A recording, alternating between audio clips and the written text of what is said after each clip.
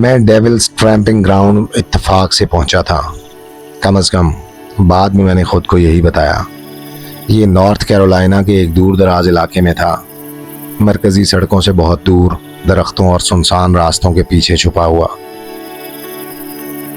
जब मैंने जगहों का पूछा तो एक गैस स्टेशन वाले ने मुझे इस जगह के बारे में बताया।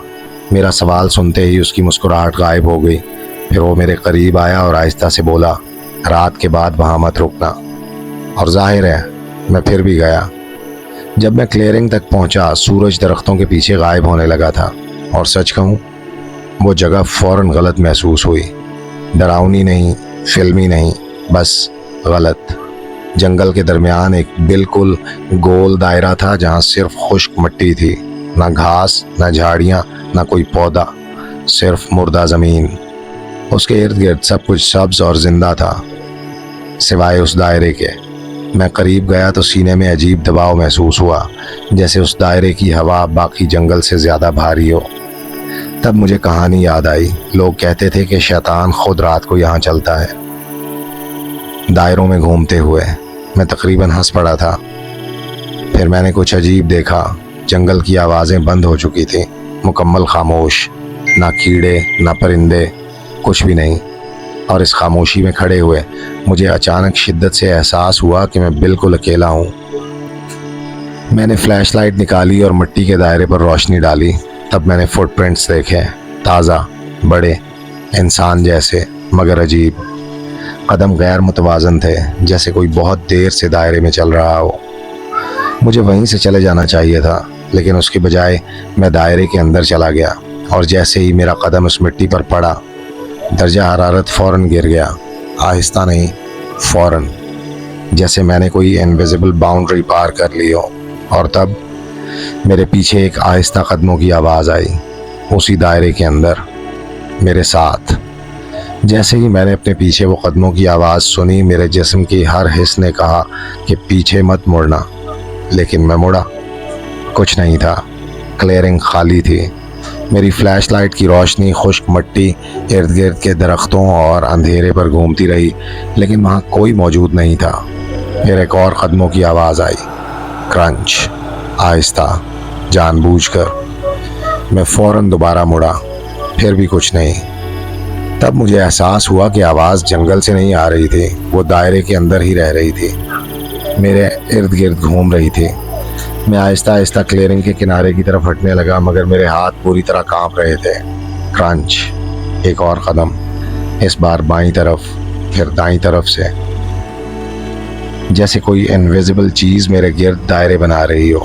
और सबसे अजीब बात, मैं कदम साफ सुन सकता था, लेकिन मिट्टी पर कोई निशान नहीं बन रहा था। ना फुटप्रिंट्स, ना हिलती हुई मिट्टी, कुछ भी नहीं। फिर सरगोशियाँ शुरू हुई। पहले मुझे लगा हवा दरख्तों से गुजर रही है, हल्की, वो मुश्किल सुनाई देने वाली। लेकिन फिर मुझे एक खौफनाक बात समझ आई।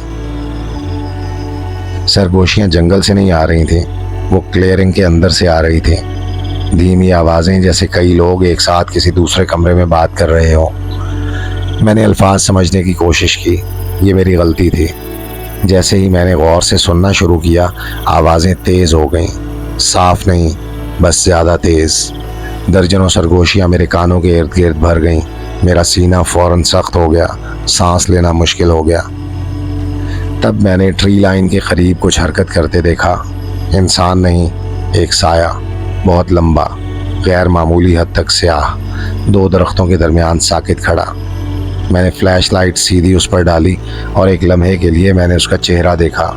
इंसानी नहीं, लंबा, बिगड़ा हुआ और बहुत ज़्यादा फैली हुई मुस्कुराहट। रोशनी बुरी तरह फ्लिकर करने लगी और जब दोबारा ठीक हुई, वो साया गायब था, लेकिन कदमों की आवाज़ नहीं। अब वो तेज़ हो चुकी थी, मेरे इर्द गिर्द बहुत तेज़ी से घूमती हुई। क्रंच, क्रंच, क्रंच, बार बार। मैं आहिस्ता आहिस्ता ट्रक की तरफ पीछे हटने लगा, नज़र जंगल से हटाए बगैर। और फिर सरगोशियाँ अचानक बंद हो गईं। वो खामोशी आवाज़ों से ज़्यादा खौफनाक थी, क्योंकि अंदर कहीं मुझे मालूम था कुछ बदल चुका है। किसी चीज़ को एहसास हो गया है कि मैं वहाँ से निकलने की कोशिश कर रहा हूँ। जब सरगोशियाँ अचानक बंद हुई तो वो खामोशी पूरी रात की हर आवाज़ से ज़्यादा खौफनाक महसूस हुई, क्योंकि अब ऐसा लग रहा था जैसे क्लियरिंग मुकम्मल तौर पर मुझ पर मरकूज़ हो गई हो, जैसे अंधेरे में मेरे गिर्द घूमने वाली चीज़ अब करीब आने का फ़ैसला कर चुकी हो। मैं आहिस्ता आहिस्ता ट्रक की तरफ पीछे हटने लगा, खुद को पुरसुकून रखने की कोशिश करते हुए। मेरी फ्लैश लाइट पूरी तरह कांप रही थी। मैं बार बार ट्री लाइन पर रोशनी डाल रहा था। कुछ नहीं, ना साया ना हरकत, लेकिन मुझे फिर भी महसूस हो रहा था कि वो वहाँ मौजूद है, देख रही है, इंतज़ार कर रही है। फिर अचानक फ्लैश लाइट बंद हो गई। बस एक फ्लिकर और मुकम्मल अंधेरे ने क्लियरिंग को निगल लिया। मैं वहीं जम गया। जंगल गायब हो चुका था। मैं अपने हाथ तक नहीं देख पा रहा था। फिर मैंने सांस लेने की आवाज़ सुनी, करीब, बहुत करीब। आहिस्ता सांस अंदर, आहिस्ता सांस बाहर, बिल्कुल मेरे बराबर। मैं घबरा कर पीछे हटा और फ्लैश लाइट हाथ से गिर गई। जैसे ही वो मिट्टी पर गिरी, सरगोशियाँ दोबारा फट पड़ी। अब धीमी नहीं थी, बुलंद, खौफनाक। दर्जनों आवाज़ें एक साथ चीख रही थीं और उनके नीचे मुझे कदमों की आवाज़ सुनाई दी, तेज़, बहुत तेज़, मेरे गिर्द नामुमकिन रफ्तार से घूमती हुई। Crunch crunch crunch crunch. मैं घबरा गया और अंधेरे में भागने लगा। जहां मुझे लगा ट्रक खड़ा है,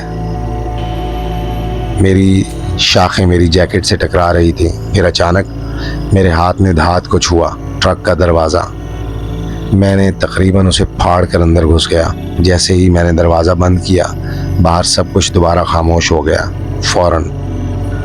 मैंने फ़ौरन दरवाजे लॉक किए और विंडशील्ड से क्लियरिंग की तरफ देखा। शुरू में कुछ नज़र नहीं आया, फिर दरख्तों के दरमियान अंधेरा हिलने लगा। वही लंबा साया आहिस्ता आहिस्ता डेड सर्कल के किनारे पर आया। इतनी दूर होने के बावजूद मैं उसकी मुस्कुराहट देख सकता था, बहुत चौड़ी, गैर इंसानी। और अब वो मुझे नहीं देख रहा था, वो क्लियरिंग की मिट्टी को देख रहा था। और तब मुझे वो बात समझ आई जो आज तक मुझे डराती है।